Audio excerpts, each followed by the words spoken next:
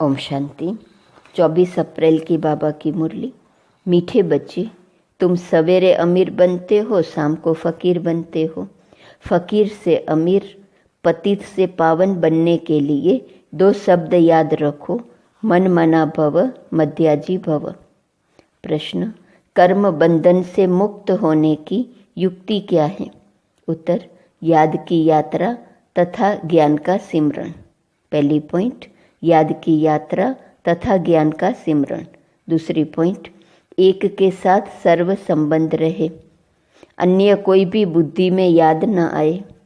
तीसरा, जो सर्वशक्तिवान बैटरी है उस बैटरी से योग लगा हुआ हो, अपने ऊपर पूरा ध्यान हो, दैवी गुणों के पंख लगे हुए हो तो कर्म बंधन से मुक्त होते जाएंगे।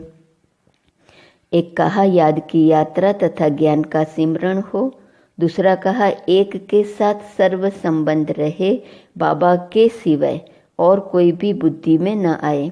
तीसरा कहा जो सर्वशक्तिवान बैटरी है उस बैटरी से योग लगा हुआ हो। चौथा, अपने पर पूरा ध्यान हो। पांचवा, दैवी गुणों के पंख लगे हुए हो तो कर्म बंधन से मुक्त होते जाएंगे। ओम शांति। बाप ने बैठ समझाया है, यह है भारत के लिए कहानी। क्या कहानी है? सुबह को अमीर हैं, शाम को फकीर हैं। इस पर एक कहानी है। सुबह को अमीर था। यह बातें तुम जब अमीर हो तब नहीं सुनते हो। फकीर और अमीर की बातें तुम बच्चे संगम युग पर ही सुनते हो। यह दिल में धारण करना है। बरोबर भक्ति फकीर बनाती है, ज्ञान अमीर बनाता है। दिन और रात भी बेहद का है। फकीर और अमीर भी बेहद की बात है और बनाने वाला भी बेहद का बाप है। सभी पतित आत्माओं के लिए एक ही बैटरी है पावन बनाने की। ऐसे ऐसे टोटके याद रखो तो भी खुशी में रहेंगे। बाप कहते हैं, बच्चे तुम सवेरे अमीर बन जाते हो, फिर शाम को फकीर बन जाते हो। कैसे बनते हो यह भी बाप समझाते हैं। फिर पतित से पावन, फकीर से अमीर बनने की युक्ति भी बाप ही बताते हैं। मन मना भव, मध्याजी भव, यही 2 युक्तियां हैं। यह भी बच्चे जानते हैं, यह पुरुषोत्तम संगम युग है। तुम जो भी यहाँ बैठे हो, गारंटी है तुम स्वर्ग के अमीर जरूर बनेंगे। नंबरवार पुरुषार्थ अनुसार। स्कूल में भी ऐसे होता है, नंबरवार क्लास ट्रांसफ़र होता है। इम्तिहान पूरा होता है तो फिर नंबरवार जाकर बैठते हैं। वह है हद की बात, यह है बेहद की बात। नंबरवार रुद्रमाला में जाते हैं। माला अथवा झाड़, बीज तो झाड़ का ही है। परमात्मा फिर मनुष्य सृष्टि का बीज है। यह बच्चे जानते हैं कि झाड़ वृद्धि को कैसे पाता है, पुराना कैसे होता है। आगे यह तुम नहीं जानते थे, बाप ने आकर समझाया है। अभी यह है पुरुषोत्तम संगम युग। अभी तुम बच्चों को पुरुषार्थ करना है, दैवी गुण के पंख भी धारण करने हैं, अपने ऊपर पूरा ध्यान देना है। याद की यात्रा से ही तुम पावन बनेंगे और कोई उपाय नहीं। बाप जो सर्वशक्तिमान बैटरी हैं उनसे पूरा योग लगाना है। उनकी बैटरी कभी ढीली नहीं होती। वह सतो रजो तमो में नहीं आते, क्योंकि उनकी सदा कर्मातीत अवस्था है। बाप की बैटरी कभी ढीली नहीं होती, वह सतो रजो तमो में नहीं आते, उनकी सदा कर्मातीत अवस्था है। तुम बच्चे कर्म बंधन में आते हो। कितने कड़े बंधन हैं। इन कर्म बंधनों से मुक्त होने का एक ही उपाय है, याद की यात्रा। इसके सिवाय और कोई उपाय नहीं। जैसे यह ज्ञान है, यह भी हड्डियां नरम करता है। यूं तो भक्ति भी नरम बनाती है। कहेंगे यह बेचारा भक्त आदमी है, इनमें ठगी आदि कुछ भी नहीं है। परंतु भक्तों में ठगी भी होती है। बाबा अनुभवी है। आत्मा शरीर द्वारा धंधादौरी करती है। वो इस जन्म का भी सब कुछ स्मृति में आता है।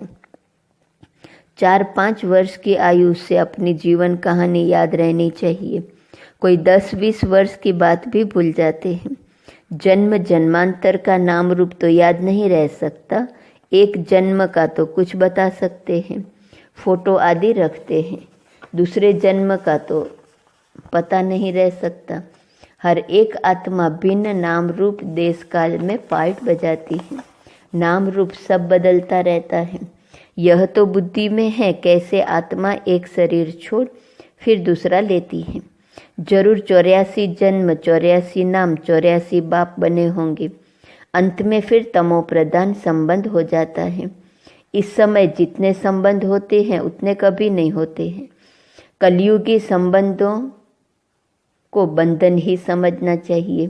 कितने बच्चे होते हैं, फिर शादी करते हैं, फिर बच्चे पैदा करते हैं। इस समय सबसे जास्ती बंधन है चाचे मामे काके का। जितने जास्ती संबंध उतने जास्ती बंधन। अखबार में पढ़ा 5 बच्चे इकट्ठे जन्मे, पांचों ही तंदुरुस्त हैं। हिसाब करो कितने ढेर संबंध बन जाते हैं। इस समय तुम्हारा संबंध सबसे छोटा है। सिर्फ एक बाप से सर्व संबंध है, दूसरा कोई से भी तुम्हारा बुद्धि योग नहीं है सिवाय एक के। सतयुग में फिर इससे जास्ती है। हीरे जैसा जन्म तुम्हारा अभी है।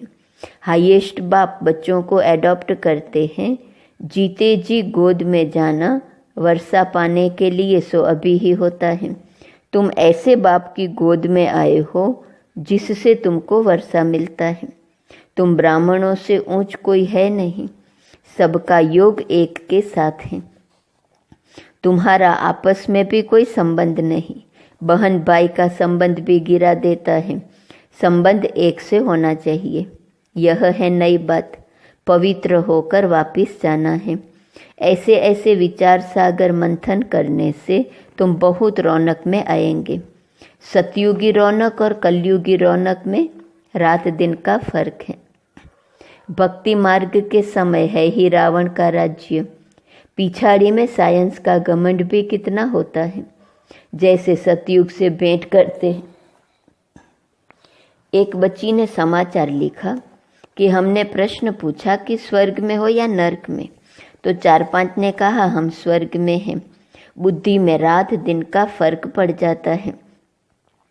कोई समझते हैं हम तो नरक में हैं, फिर उनको समझाना पड़ता है कि स्वर्गवासी बनने चाहते हो, स्वर्ग कौन स्थापन करते हैं।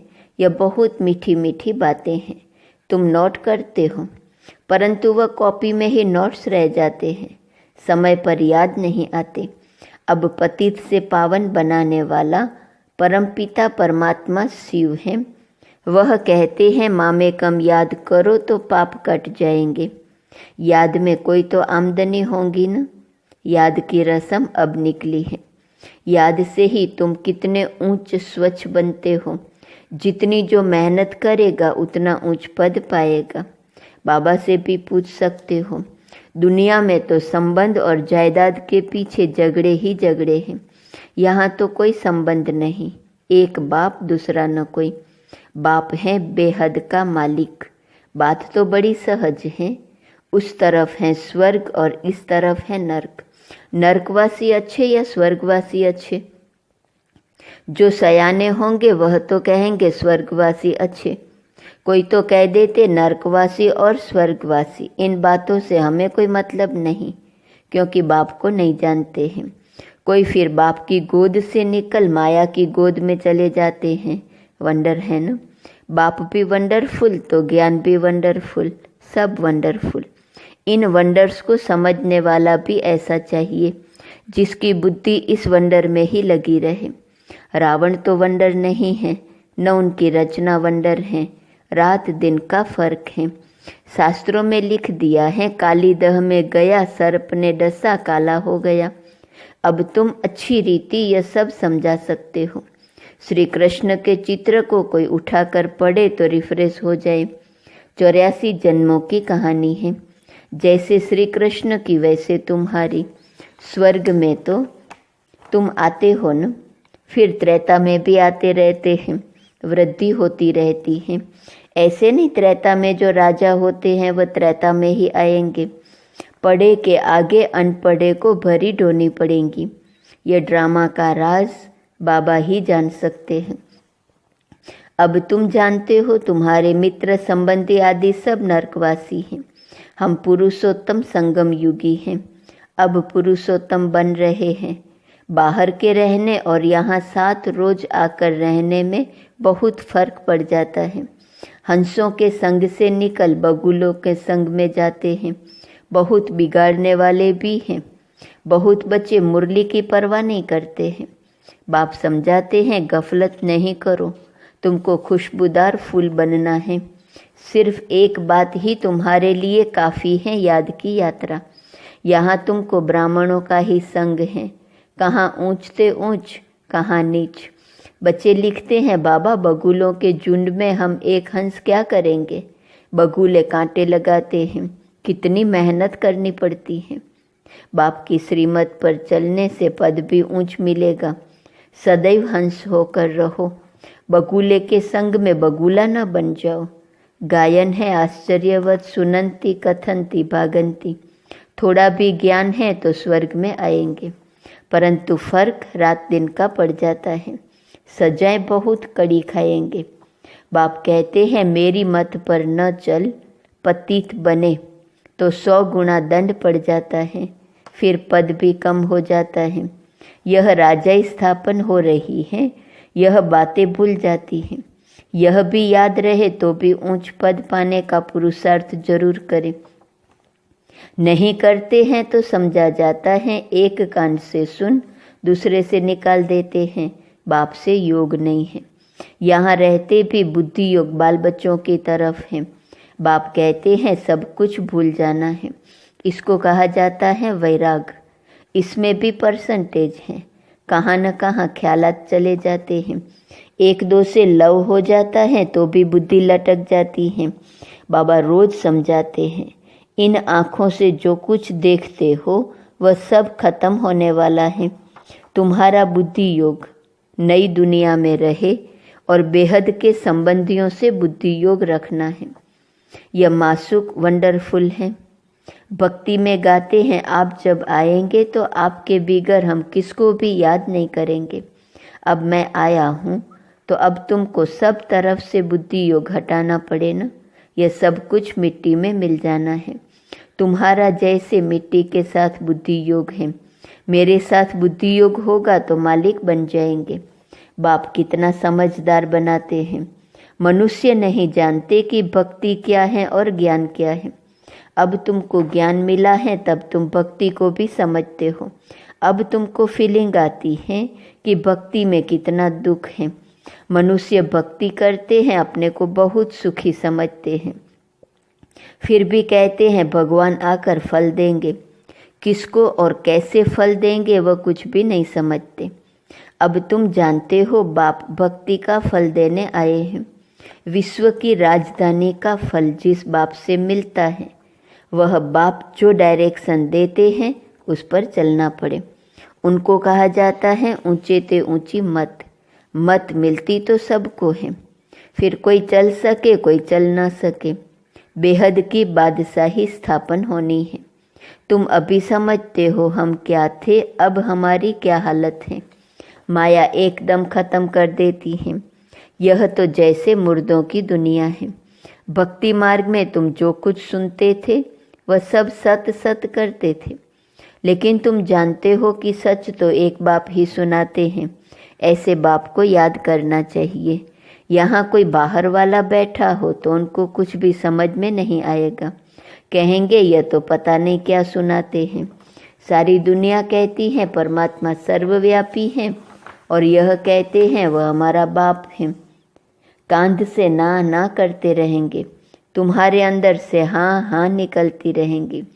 इसलिए नए कोई को अलाउ नहीं किया जाता है।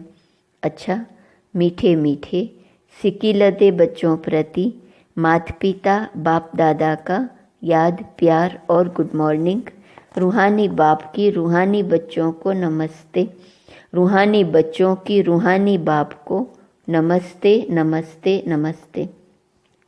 धारणा के लिए मुख्य सार। पहले पॉइंट, खुशबूदार फूल बनने के लिए संग की बहुत संभाल करनी है। हंसों का संग करना है, हंस होकर रहना है। मुरली में कभी बेपरवाह नहीं बनना है, गफलत नहीं करनी है। दूसरी पॉइंट, कर्म बंधन से मुक्त होने के लिए संगम युग पर अपने सर्व संबंध एक बाप से रखने हैं। आपस में कोई संबंध नहीं रखना है। किसी हद के संबंध में लव रख बुद्धि योग लटकाना नहीं है, एक को ही याद करना है। वरदान, परमात्मा लव में लीन होने व मिलन में मग्न होने वाले सच्चे स्नेही भव। स्नेह की निशानी गाई जाती है कि दो होते भी दो न रहे, लेकिन मिलकर एक हो जाए। इसको ही समा जाना कहते हैं। भक्तों ने इसी स्नेह की स्थिति को समा जाना व लीन होना कह दिया है। लव में लीन होना यह स्थिति है, लेकिन स्थिति के बदले उन्होंने आत्मा के अस्तित्व को सदा के लिए समाप्त होना समझ लिया है। आप बच्चे जब बाप के व रूहानी मासूक के मिलन में मग्न हो जाते हो तो समान बन जाते हो। स्लोगन, अंतर्मुखी वह है जो व्यर्थ संकल्पों से मन का मौन रखता है। आज का स्वमान, मैं विजयी माला का दाना हूँ। अव्यक्त इशारे की पॉइंट है 24 अप्रैल। सदा याद रखो मुझे अपने को बदलना है, स्थान को व दूसरे को नहीं। इसके लिए सहन शक्ति का अवतार बन जाओ। अपने को एडजस्ट करो, किनारा नहीं करो। कोई बिल्कुल एंटी है उस पर भी अपनी शुभ भावना का फुल फोर्स से ट्रायल करो। समय भल लगे, सफलता अवश्य मिलेंगी और आपको विजयी माला का दाना बना देंगी। ओम शांति।